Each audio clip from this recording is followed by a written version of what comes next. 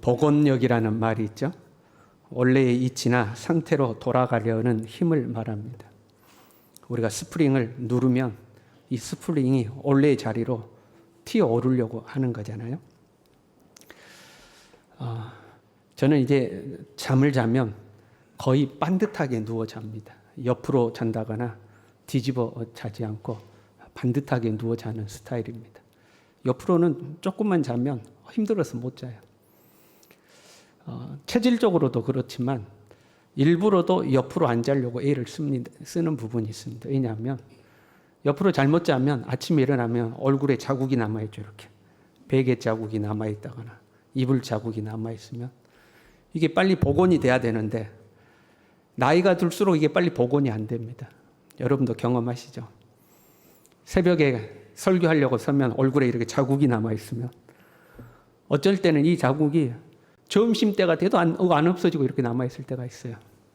가급적이면 반듯하게 자는 거죠. 복원이 안 되는 거죠. 이 물리적인 것뿐만 아니라 심리적인 복원력도 있습니다.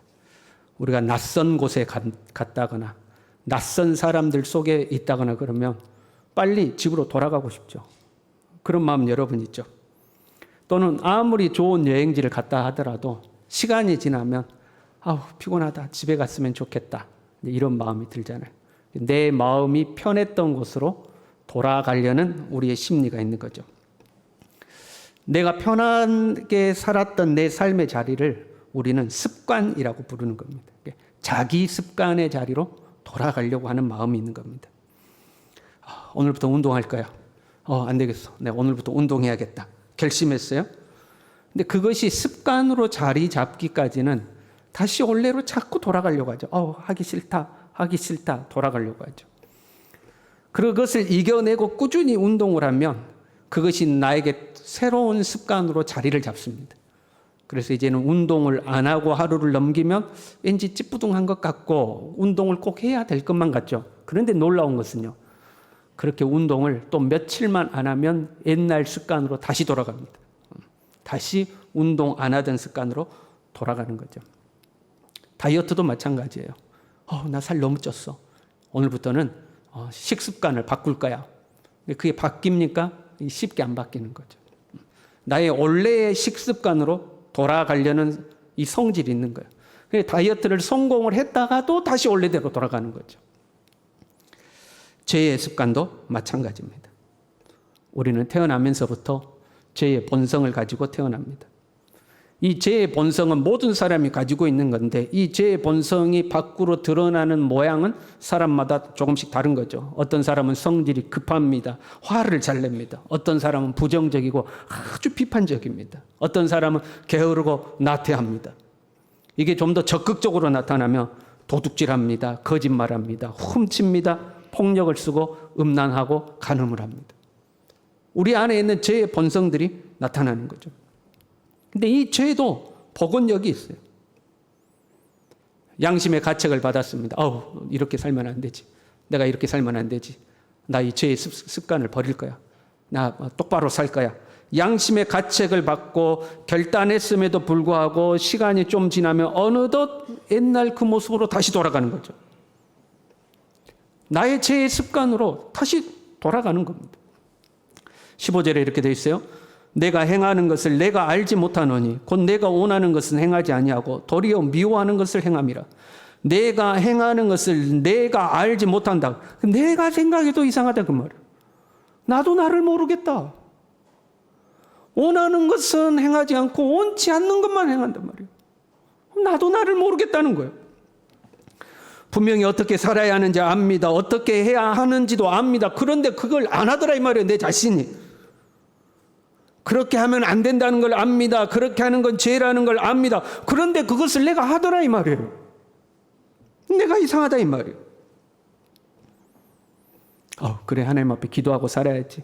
내일 새벽부터는 반드시 하나님 앞에 기도하러 나온다. 아는데 안 되더라 이 말이에요. 우리가 자녀를 키우면서도 경험하잖아요. 다시는 그러지 마. 아빠가 말했어. 다시는 그러지 마. 그럼 아이들이 알았어요. 다시는 안 그럴게요. 그런데 다시 또 하죠. 안 하기로 결심하고 다짐했는데 또 하는 겁니다.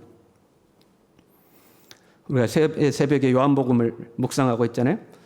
요한복음 8장에 보면 현장에서 가늠하다 잡혀온 여인의 이야기가 나옵니다.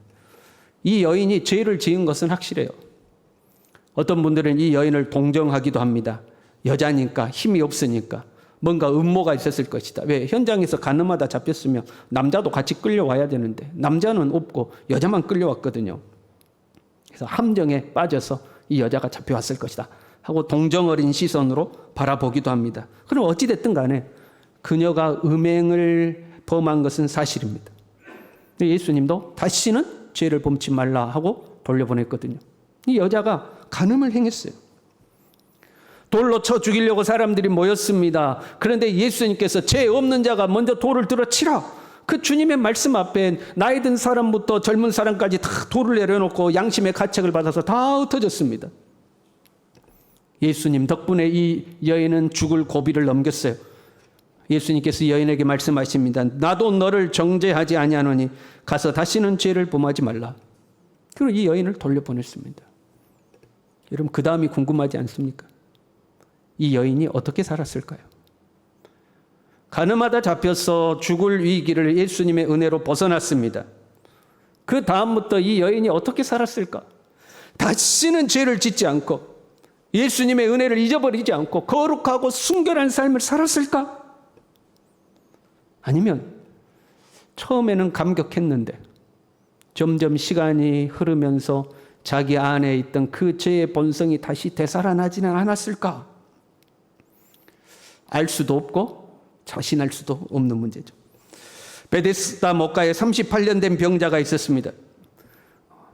그 천사가 가끔 내려오면 물이 동할 때 먼저 들어가면 낫는 거예요. 그래서 기다리고 있는데 먼저 들어갈 수가 없었어요. 38년을 그렇게 아팠습니다. 예수님께서 이 병자를 고쳐주셨죠. 그 다음에 이렇게 말씀하셨습니다. 보라, 네가 나았으니 더 심한 것이 생기지 않게 다시는 죄를 범하지 말라. 이 베데스다 목가에 병든 사람은 죄로 말미암아 병이 생긴 거예요. 그래서 예수님께서 더 심한 것이 나지 않게 다시는 죄를 범하지 말라 경고하셨습니다. 건강하게 됐어요. 38년이나 이 병 때문에 고생하다가 고침받았어요. 여러분 이 사람은 앞으로 어떻게 살았을까요? 그 뒤로 어떻게 살았을까요? 건강해진 몸으로 하나님의 은혜에 감사하면서 선행을 베풀고 봉사하고 사랑하고 섬기고 살았을까요? 아니면 처음에는 그랬는데 건강해지고 나니까 잃어버린 성질이 다시 나옵니다. 죽었던 성질이 다시 살아나고 욕심이 다시 살아나고 술도 한 잔씩 하고 즐기러도 다니고 놀러도 다니고 여러분 혹시 그렇게 살진 않았을까요? 누가 자신하겠습니까? 재범률이라는 말이 있어요. 금고 이상의 형을 받은 사람이 출소한 이후에 3년 내로 다시 감옥에 들어오는 비율, 그걸 이제 재범률이라고 그럽니다. 내가 감옥에 갔다가 출소했는데 3년 안에 또 죄를 지어가지고 다시 감옥에 들어가는 거죠. 2018년도에 25.7%, 2019년도에 26.6%, 2020년에 25.2%, 21년에 24.6%, 한 25% 평균 정도 되죠. 4명 중에 1명은 3년 이내에 다시 죄를 짓고 감옥에 들어온다는 거죠. 그 죄를 짓고 감옥에 들어오는 것은 걸린 죄죠. 안 걸린 죄 말고 걸려서 들어오는 사람이 25%죠. 그런데 강력 범죄를 저질렀던 사람들의 재범률은 절도, 강도, 폭력, 살인 46.9%. 2명 중에 1명은 다시 들어온다는 거예요. 감옥까지 가서 그 고생을 했음에도 불구하고 이게 못된 습관이 사라지지가 않더라 이 말이에요. 이게 쉽지가 않더라 이 말이에요. 감옥에 있을 때는 나가면 내가 착하게 살아야지, 바르게 살아야지, 다시는 죄 안 짓고 이 감옥 다시는 안 와야지 결심하지만 막상 나가면 그게 안 되더라 이 말이에요. 3년을 못 가더라 이 말이에요. 3년을 못 간다. 우리도 이런 사법 처리까지는 아니어도 일상에서 많이 경험하죠. 나 다시는 미워하지 않아야지. 사랑하며 살아야지. 결심하죠. 다시는 미워하지 않아야지. 그게 내 남편이 됐든 아내가 됐든 때로는 자식도 꼴보기 싫고 막 그러잖아요. 나 미워하지 않아야지. 사랑해야지. 결심하고 얼굴을 보는 순간 꼴보기 싫어. 여러분 저만 그럽니까? 여러분 안 그런 것처럼 그런 천사 같은 얼굴로 앉아 계시는데. 다시는 미워하지 말자 했는데 얼굴을 보자마자 우리의 마음이 돌처럼 딱 굳어버리는 거죠. 나 성질 죽이고 살아야지. 다시는 성질 안 낼 거야. 그거 됩니까? 나는 입이 이게 방정이야. 나 말 조심해야 돼. 말 조심. 입이 싸서 입이 방정이야. 그런데 입이 근질근질해가지고 또 말하고 말이 좀 거칠어. 사람들에게 좀 부드러운 사람이 돼야지. 부드럽고 친절하고 나도 좀 그런 사람 돼야지. 그게 됩니까? 안 되더라 이 말. 욕심 좀 내려놓자 그래도 안 돼요. 좀 인내하고 살자 그래도 안 돼요. 조금은 되는 듯 하다가도 금방 원래로 또 돌아가 버려. 이러한 우리의 모습을 신학적 용어로 하면 전적 타락 그렇게 합니다. 전적, 완벽하게 인간은 타락했다는 거죠. 완벽하게 타락했으며 스스로 회복할 능력이 조금도 없다 사람은. 로마서 3장 10절부터요.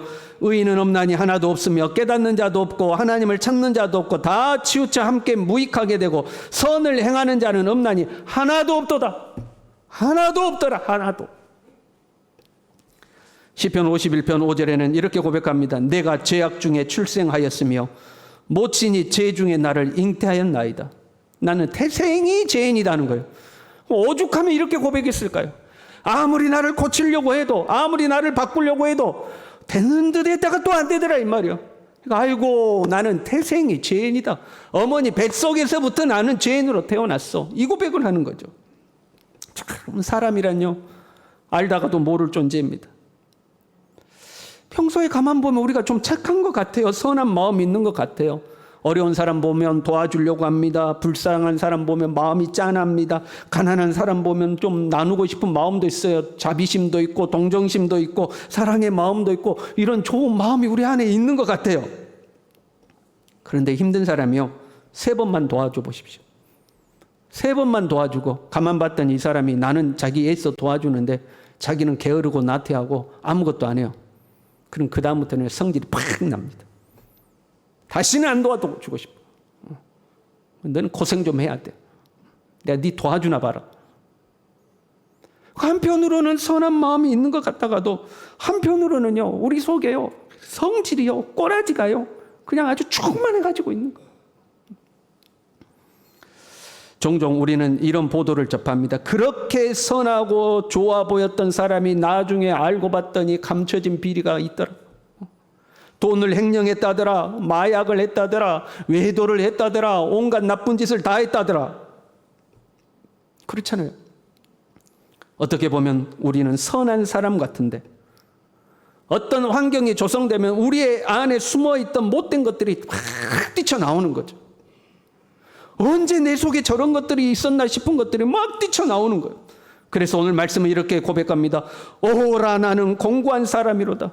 이 사망의 몸에서 누가 나를 건져내랴. 한쪽으로는 선을 행하고 싶어 하는데 한쪽에서는 안 하더라 이 말이야. 원하는 선은 행치 아니하고 원치 않는 악을 행하더라 이 말이야. 뻔히 나쁜 것 알면서도 나는 왜 그걸 하냐 이 말이야. 그렇게 살면 안 된다는 걸 알면서 왜 그렇게 사냐 이 말이야. 우리가 착한 일을 몰라서 못합니까? 착한 일인지 몰라서 안 합니까? 알면서도 안 해요. 나쁜 짓인 걸 몰라서 합니까? 알면서도 하더라 이 말이에요. 사람은 왜 이 모양인가? 사람에게는 희망이 없는 거예요. 여러분 사람에게 기대를 하지 마세요. 우리 옆 사람과 인사합시다. 나는 당신에게 기대가 없습니다. 내가 그동안 그렇게 기도했으니까 이제 우리 남편이 좀 변하겠지. 택도 없어요. 여러분 기대를 하지 말아야 돼. 우리 남편 안 돼. 포기를 하세요. 내가 우리 아내에게 이렇게 잘해줬으니까 이제 우리 아내가 변하겠지. 어림도 없는 소리요. 그런 말 있잖아요. 호박에 줄 긋는다고 수박 되냐. 안 변하는 거예요. 안 변해요. 만물보다 부패한 것이 사람의 마음이라. 만물보다 부패한 게 사람의 마음이에요. 아무리 해도 좀 되는 것 같아. 좀 되는 것 같아. 안 돼요. 온이치로 돌아가 버려요. 저 사람이라면 절대 그렇지 않을까요? 절대 그렇지 않아요.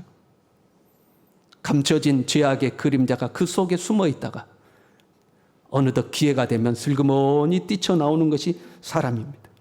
그래서 선줄로 생각한 자 넘어질까 조심해라. 저 사람만큼은 아니요. 사람은 다 넘어지는 거예요. 그러면 우리는 어떻게 해야 되는가? 여러분 이런 것을 인간 말종이라고 부르더라고요. 말종. 끝에까지 갔다. 이런 우리는 어떻게 해야 되는가?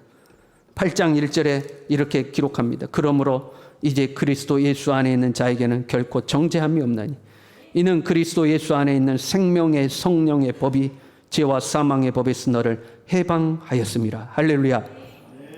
내 자신에게는 나의 이 못된 성질, 나의 죄 본성을 이겨낼 희망이, 가능성이 전혀 없습니다. 그러나 그리스도 예수 안에 있으면 새로운 피조물이 되는 줄로 믿습니다.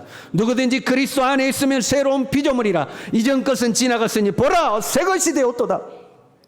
완전히 새 것이 되는 겁니다. 과거에는 공중의 권세 잡은 자 마귀를 쫓아다니면서 죄의 종살이 하던 우리였습니다.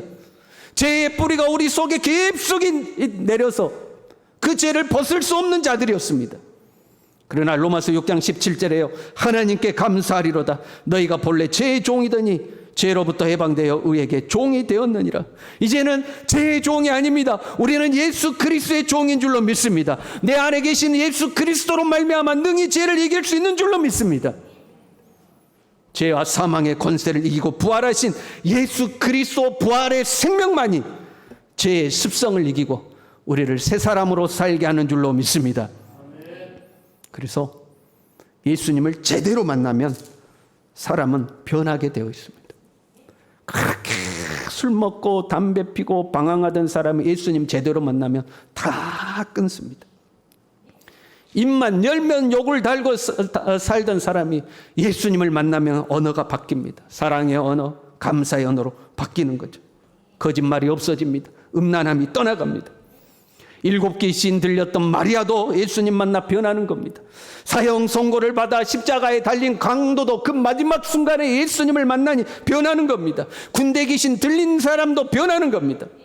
술 주정뱅이도 도박꾼도 연쇄살인하고 인육을 먹었던 마카파 같은 사람들도 예수님 만나면 완전히 변하는 겁니다. 예수님을 제대로 만나면 사람은 변하게 되어 있습니다.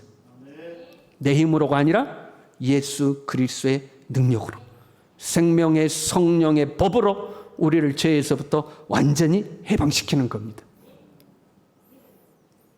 이렇게 끝나면 얼마나 좋겠어요. 그런데 거기에도 문제가 있습니다. 우리는 다 예수 그리스도를 구주로 영접한 사람들이잖아요. 예수님을 구주로 영접해서 새 사람이 되었잖아요. 그런데 예수님을 믿고 은혜 받고 성령 충만하면 마치 천사라도 되는 것 같습니다. 항상 기뻐할 수 있습니다. 범사에 감사할 수 있습니다. 누구든지 사랑하고 용서할 수 있습니다. 그렇게 살 수 있을 것 같아요. 그런데 은혜가 풍선에 바람 빠지듯이 살살살살살살 빠지는 겁니다. 한번 은혜 받았다고 해서 이게 영원히 지속되는 것이 아니더라 이 말이에요. 재충전되지 않으면 이 은혜가 서서히 사라지는 겁니다. 은혜가 빠지면 죄의 복원력이 작동하기 시작합니다. 우리가 풍선에 바람을 넣고 풍선 주둥아리를 손으로 꽉 쥐고 있잖아요. 그럼 바람이 안 빠지면 풍선이 유지되잖아요. 그런데 내 손가락에 힘이 빠져요. 그러면 바람이 빠지면서 풍선은 원위치로 되돌아가려고 하는 거죠. 죄는 나의 힘으로 다스릴 수 없기 때문에 하나님의 은혜가 없어지면 다시 죄의 본성으로 돌아가는 거예요. 베드로후서 2장 22절에요. 개가 그 토하였던 것에 돌아가고 돼지가 씻었다가 더러운 구덩이에 도로 누웠다 한 것처럼 우리가 옛날로 돌아가는 겁니다. 교회를 다니는 것뿐이지. 교회 다니니까 어느덧 집사되고 권사되고 장로되고 목사되고 직분을 얻은 것뿐이지. 이제는 교회 다니니까 체면이 있어서 드러내놓고 죄를 안 짓는 것뿐이지. 하나님의 은혜가 없으면 그 속에서 죄가 꿈틀꿈틀 하더라 이 말이에요. 여러분 목사라고 다를 것 같습니까? 다 똑같은 거예요. 얼마나 많은 믿음의 사람들이, 믿음의 사람이라고 불렸던 사람들이 쓰러지고 넘어지고 자빠졌습니까? 감춰졌던 죄가 드러나서 세상에는 비난거리가 되고 우리에게는 상처를 주고 시험거리가 된 일이 얼마나 많이 있습니까? 그러면 우리라고는 별다릅니까? 다 똑같은 거예요. 저 사람은 법 없이도 살 수 있는 것 같아. 세상에 보면 그런 사람도 있어요. 저 사람은 법 없이도 살 것 같아. 소수의 사람들은 그런 사람들이 있습니다. 그런데 그 속을 누가 알겠습니까? 그 속에 어떤 마음이 있는지, 어떤 생각이 있는지, 어떤 감정이 들어있는지 누가 알겠습니까? 예수 그리스도가 아니고는 죄의 본성을 이길 수가 없는 겁니다. 예수 그리스도가 아니고는 우리는 스스로 넘어지는 사람들이에요. 그러니까 여러분, 우리는 얼마나 짜증내고 미워하고 욕하고 비난하고 신경질 부리고, 예수 믿고 내 주 예수 모신 것이 그 어디나 하늘나라에 이렇게 살아야 되는데 불평하고 원망하고 짜증내고 서로 싸우고 다투고 갈등하고, 예수님을 믿기 때문에 죄의 복원이 서서히 될 뿐입니다. 오늘 은혜 속에 있고 내일은 또 제 구덩이에, 이게 아니고 서서히 옛 자리로 돌아가는 거죠. 신앙생활하면서 하나님의 은혜를 가장 충만하게 받았던 때를 신앙의 절정이라고 한다면, 그 절정의 신앙의 자리에서부터 서서히 뒤로 내려가는 겁니다. 그때 하나님의 은혜가 재충전되면 다시 절정으로 올라갈 텐데 재충전이 안 되니까 서서히 뒤로 쭉 내려가는 거죠. 그렇게 기도하던 사람이 기도에 힘이 없어지기 시작합니다. 그리고 힘이 더 빠지면 이제 기도 자체를 아예 안 합니다. 그렇게 예배 드리기를 좋아하던 사람이, 예배만 드리면 은혜 받던 사람이 이제 예배가 귀찮아지기 시작합니다. 예배는 이렇게 많은가? 주일날도 2번이나 드리고 수요일 드리고 새벽에도 드리고 끄떡하면 예배하고, 예배가 싫어지는 거예요. 주를 위해서라면 목숨이라도 내놓을 것 같던 사람이 목숨은커녕 이제 돈 10,000원도 아까워가지고 하나님 앞에 내놓지를 않습니다. 점점 뒤로 물러가는 거예요. 속도의 차이가 있을 뿐이지 뒤로 점점 옛날로 애자로 점점 뒤로 물러서 가는 겁니다. 우리가 체면 때문에 거칠애로 가식적으로 겉으로는 안 그런 척하지만 하나님의 은혜가 없는 사람은 그 속에 죄가 꿈틀꿈틀하고 있는 거예요. 그럴 수 있다고 쳐요. 하나님의 은혜가 없어지고 기도도 약해지고 예배도 약해지고 그럴 수 있다고 쳐요. 그러나 문제는 꿈틀거리는 이 죄의 본성을 제어를 못한다는 거예요. 예수 생명이 없으면 이 죄를 제어를 못하는 거예요. 예수 생명이 없으면 죄가 다시 살아나서, 나의 옛날 성품이 다시 살아나서, 옛 습관이 다시 살아나서, 겉으로는 예수 믿는 사람인데 실제 삶은 안 믿는 사람하고 똑같고 온갖 죄를 짓고 사는 거예요. 다투고 분쟁하고 미워하고 원망하고 욕심이 가득하고 악하고 게으르고 교만하고 자만하고 온갖 죄의 본성에 붙들려 다시 구렁텅이에서 사는 거죠. 예수님은 이 땅에 계실 때 수시로 하나님 앞에 나아갔습니다. 새벽 미명에 하나님께 나아가고, 밤이 맞도록 하나님 앞에 나아가고, 한적한 곳을 찾아서 하나님 앞에 나아갔어요. 우리에게 본을 보여주신 거예요. 사랑하는 성도 여러분, 날마다 하나님의 은혜의 자리로 나오시길 바랍니다. 하나님의 은혜가 없으면 희망이 없어요. 목사다, 이런 목사 아무 소용없어요. 장로, 권사, 교회를 50년, 30년 아무 소용없습니다, 여러분. 껍데기만 있는 거예요. 날마다 하나님의 은혜의 공급을 받지 않으면 껍데기는 그럴듯할 뿐인데 속은 바짝 말라 비틀어져가지고 죄를 이길 힘이 전혀 없는 겁니다. 그게 사람이에요. 그게 인간이에요. 우리에게는 희망이 없어요. 내 힘으로는 안 되는 거예요. 그래서 죄인 중에 괴수라고 고백하는 거예요. 오직 예수 그리스도가 우리의 희망이요 소망인 줄로 믿습니다. 이 주님의 은혜 앞에 날마다 나아가는 거예요. 주님이 없이는 나는 안 됩니다. 주님이 없이는 나는 안 됩니다. 하나님의 은혜의 보좌 앞에 날마다 나아갈 수 있기를 바랍니다. 우리 함께 찬양하겠습니다.